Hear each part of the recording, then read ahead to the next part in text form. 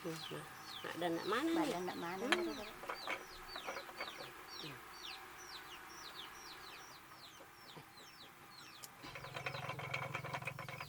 Di kalau main rek Pak mana nih?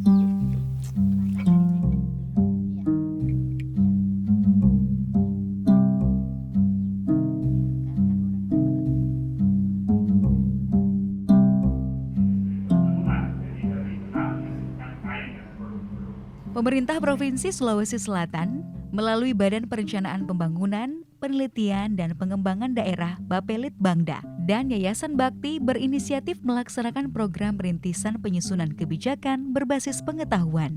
Program rintisan ini ingin menunjukkan suatu siklus penyusunan kebijakan berbasis pengetahuan, di mana suatu agenda kebijakan prioritas daerah akan didukung melalui sebuah kajian terapan yang menjadi dasar penyusunan suatu kebijakan. Ada 4 tahap penyusunan kebijakan berbasis pengetahuan yang diterapkan dalam program rintisan Knowledge to Policy di Provinsi Sulawesi Selatan. Keempat tahap ini dimulai dengan agenda setting.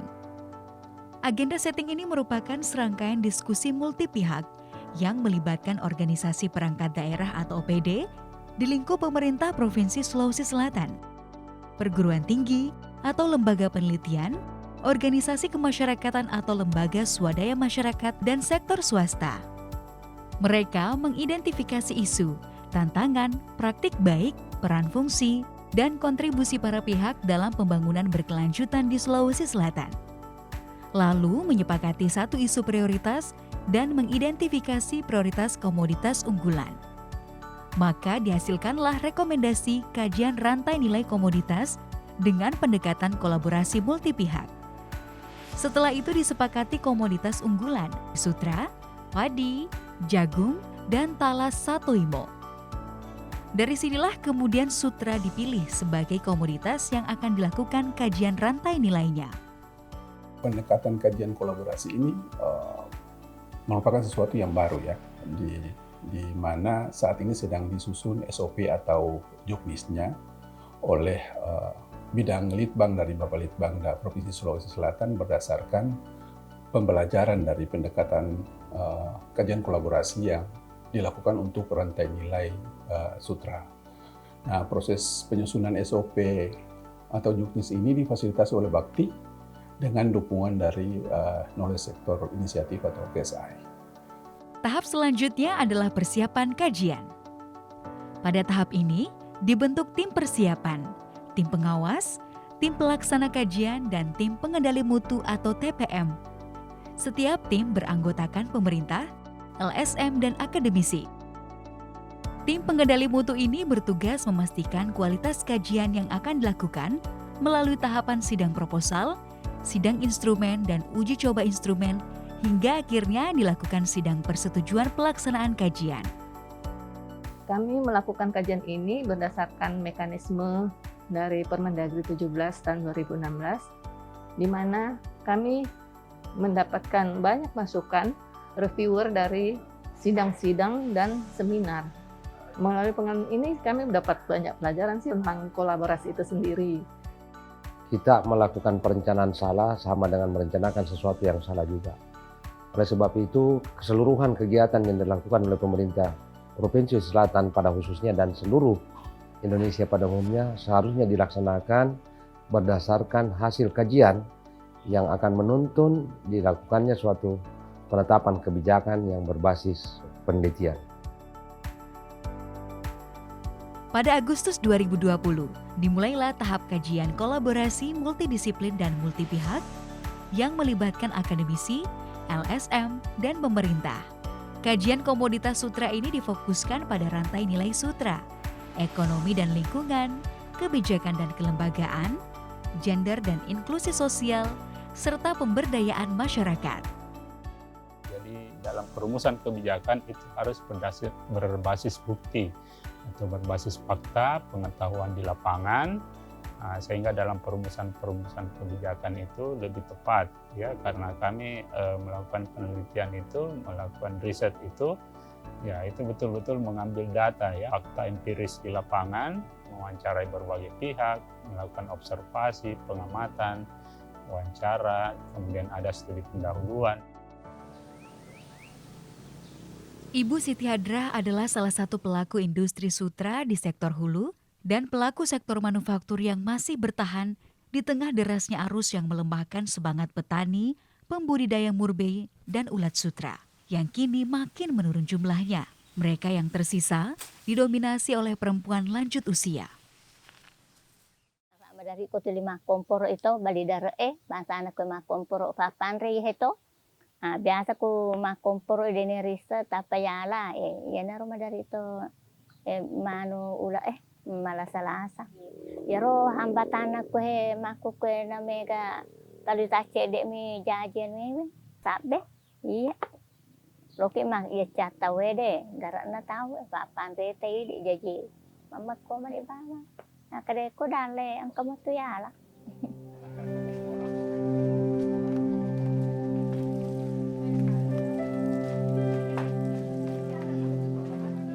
Sektor manufaktur produksi sutra Sulawesi Selatan diwakili oleh 2 rangkaian kegiatan utama, pemintalan dan penenunan.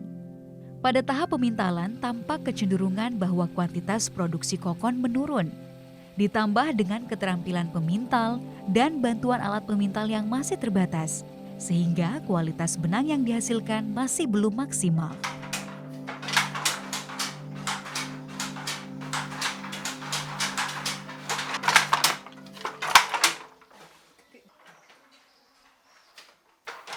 Iye, om posona warnaku iye arwah juta, arwah juta. Iya, arwah juta yang kosona 30 lampa. Kan si lampa 330 lina lifani. Megai nale bose ye ko yero. Kan ni wajak mana ni ro lina banana. Ya naega. Ya madari 5 lampa musoroseng. Madari 6 ulang utanu. Di tingkat penenunan, upah yang sangat rendah menyebabkan penenun yang seluruhnya adalah perempuan hidup dalam kemiskinan dan menurunkan minat perempuan muda menjadi penenun. Sementara itu, kebijakan pemerintah belum menyentuh para penenun marginal ini dan masih kurang data berkualitas untuk melihat persoalan dengan jernih. Sektor hilir industri sutra, pemasaran dan konsumsi tampak lumayan sehat dengan relatif besarnya captive market produk sutra Sulawesi Selatan. Namun ada 3 persoalan yang dihadapi di sektor ini, yaitu susutnya permintaan sarung sutra asli, plagiasi motif, dan ketimpangan antar pelaku di sektor hilir. Kalau di pertenunannya untuk sementara kan kita masih pakai alat tradisional. Ya kita masih kerajinannya yang kita utamakan. Karena kita tidak mampu bersaing dengan kalau kita mau pindah ke mesin pasti kita kualat. Motif itu tidak selamanya kan begitu, harus monoton. Harus ada inovasi terus sesuai dengan pasar. Itu aja. Jadi cuman pemerintah, ini motif Sulawesi Selatan haruslah ini. Dan sampai kita ciptakan motif diambil lagi orang lain. Selama ini kita itu tidak ada standar kualitas sutra yang dihasilkan para pelaku-pelaku industri kecil. Sehingga terkadang sebenarnya bukan sutra asli, ya terkadang konsumen itu merasa bahwa yang dia beli itu adalah sutra asli.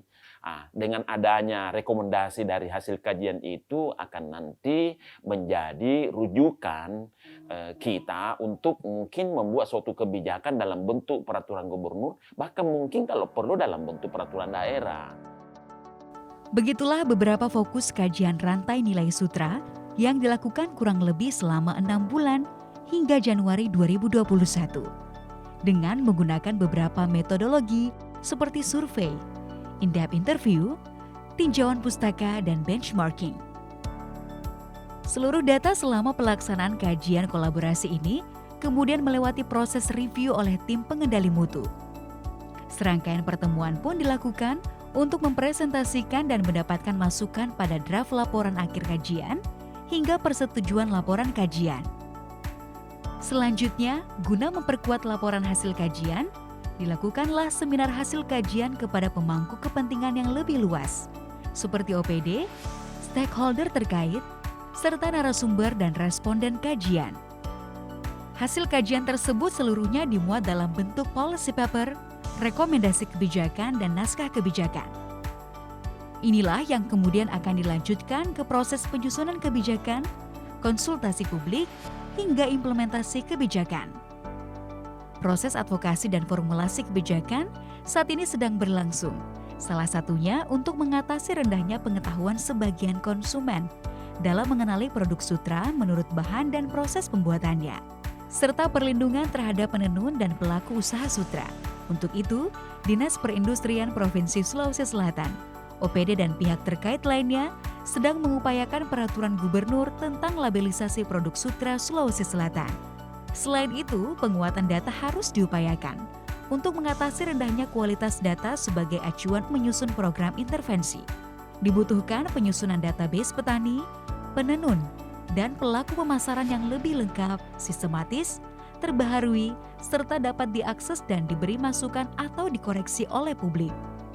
Kira itu memang yang paling mendasar ya, bagaimana kita bisa mengumpulkan data-data supaya menjadi big data dalam database kita, supaya dalam pengambilan kebijakan, penganggaran, tahapan-tahapan kualifikasinya, SDM-nya, kemudian peralatannya sampai ke pasar, ini kan perlu semua lengkap database-nya.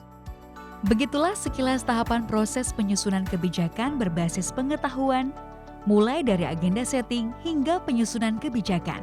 Kelak setelah menghasilkan produk kebijakan berupa surat keputusan atau peraturan gubernur, diharapkan pendekatan knowledge to policy ini akan digunakan untuk penyusunan kebijakan dan program strategis lainnya.